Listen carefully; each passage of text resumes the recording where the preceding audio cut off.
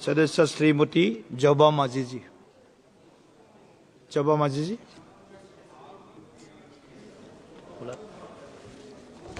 अध्यक्ष महोदय, आज माननीय वित्त मंत्री जी का बजट की प्रस्तावना में विरोध में बोलने के लिए खड़ी हुई हूँ।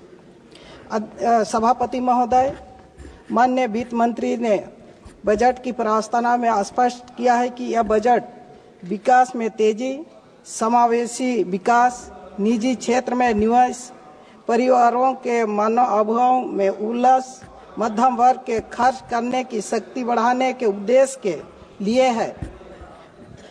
सभापति महोदय, यह बजट का लक्ष्य है विकसित भारत।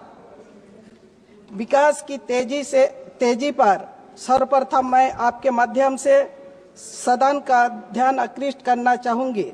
विकास के लिए नए नारों, योजनाओं के नए नामकरण से यदि विकास होता हो तो माननीय वित्त मंत्री जी के विकास में तेजी के बजटीय नारे पर विश्वास किया जा सकता।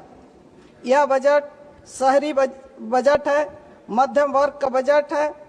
गांव के गरीबों, किसानों के लिए इसमें कुछ नहीं है। सभापति महोदय, बजट किसान केंद्रित नहीं है। कृषि क्षेत्र में निवेश का नियंत्रण है। धन धान्य कृषि योजना, मखाना बोर्ड, बीज मिशन, मत्स्य उद्योग, यूरिया यंत्रण से किसानों का नहीं उद्योगपतियों का भला होगा, विकास होगा। महोदय, अखंडी जिलों के नाम पर सरकार नीति नई योजनाओं की घोषणा करती रहती है, जिसे आप लोगों ने गंभीरता से लेना बंद कर दिया है। सभापति महोदय, मेरे संसदीय क्षेत्र पश्चिमी सिंहभूम जिला अखंडी जिला है, जिसके सभी प्रखंडों तक इंटरनेट की सुविधा भी नहीं उपलब्ध है। बैंक कार्य, अन्य छोटी छोटी ऑनलाइन कार्यों के लिए स्थानीय ग्रामीण को होने वाली असुविधा का आप कल्पना नहीं कर सकते। मैं आपके माध्यम से सरकार का ध्यान आकृष्ट करती हूं कि देश के सभी प्रखंडों तक सरकार अविलंब इंटरनेट की सुविधा सुनिश्चित करे।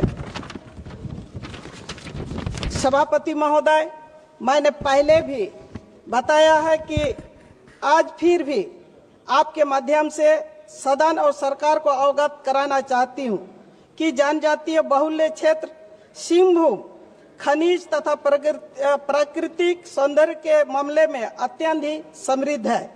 जल, जंगल, जमीन, पहाड़, खनिज से भरपूर इस क्षेत्र का देश की समृद्धि में बहुत योगदान है, परंतु नक्सलवाद एवं बंद खदानों का कारण रोजगार तथा विकास बाधित है। इस क्षेत्र के प्राकृतिक संसाधनों का समुचित और न्यायपूर्ण उपयोग के लिए बंद खदानों को चालू कराने, कौशल विकास के माध्यम से रोजगार के सृजन के लिए विशेष बजटीय प्रावधान का आग्रह मैं आपके माध्यम से सरकार को करना चाहती हूँ।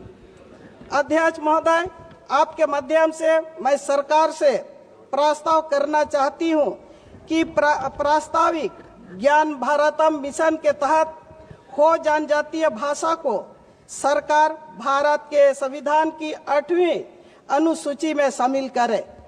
इसके लिए सरकार, झारखंड सरकार तथा उड़ीसा सरकार ने अनुशंसा की है। वर्ष 2020 में हमारे माननीय मुख्यमंत्री जी हेमंत सोरेन जी ने केंद्र सरकार से विशेष आग्रह किया था। मैंने भी पूर्व में ध्यान आकृष्ट कराई थी।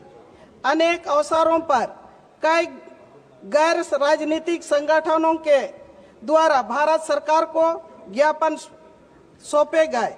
महोदय, सरकार के इस कदम से झारखंड के अलावा उड़ीसा एवं पश्चिम बंगाल के लगभग 25 से 30 लाख हो भाषा भाषियों के विरासत की रक्षा हो सकेगी। महोदय, नवंबर 2000 में झारखंड राज्य का गठन हुआ था।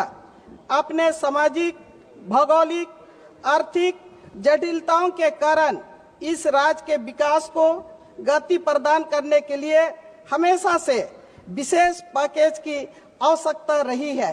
मैं मांग करती हूं कि इस बजट में झारखंड के लिए भी विशेष पैकेज स्वीकृति की जाए।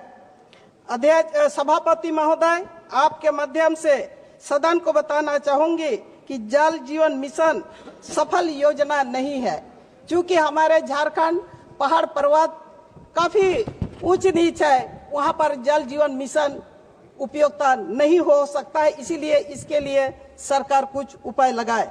झारखंड में इसकी उपयोगिता बिल्कुल नहीं है महोदय।